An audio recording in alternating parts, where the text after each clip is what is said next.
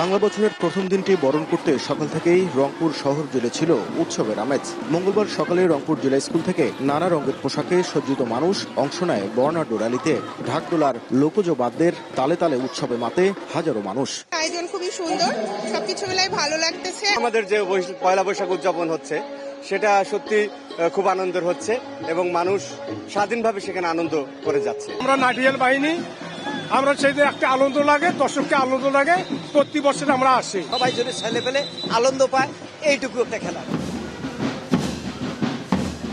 কুড়িগ্রামে গ্রামীণ ঐতিহ্যে উৎসবমুখরভাবে বাংলা নববর্ষ পালন করছে বিভিন্ন প্রাথমিক বিদ্যালয়ের শিক্ষার্থীরা। নানা সাজে গ্রামীণ সড়কে শোভাযাত্রার পাশাপাশি সেখানে দিনভর আয়োজন করা হয়েছে হারিয়ে যাওয়া গ্রামীণ খেলাধুলার। এছাড়াও নীলফামারীর ঠাকুরগাঁও গাইবান্ধায় বর্ণাঢ্য র্যালির পাশাপাশি আয়োজন করা হয় দিনব্যাপী বৈশাখী মেলা ও পিঠা উৎসবের। সবাই মিলে একসাথে র্যালি করলাম, আমাদের অনেক ভালো লাগছে। খুবই আনন্দের সাথে আমরা পহেলা বৈশাখ উদযাপন করছি। আমাদের দেশীয় ঐতিহ্য কালের ক্রমে হারিয়ে যাচ্ছে, সেগুলো যাতে হারিয়ে না যায় আমরা আমাদের তরুণ প্রজন্মের মাঝে সেগুলো ছড়িয়ে দিতে চাই।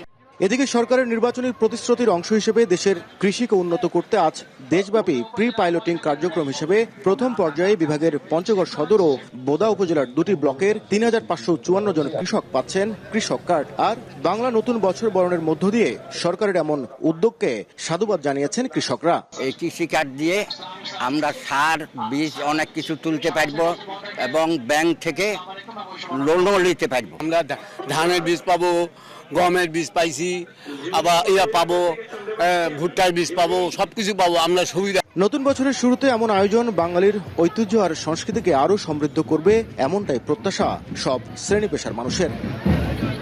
নাজমুল ইসলাম নিশাদ, সময় সংবাদ, রংপুর।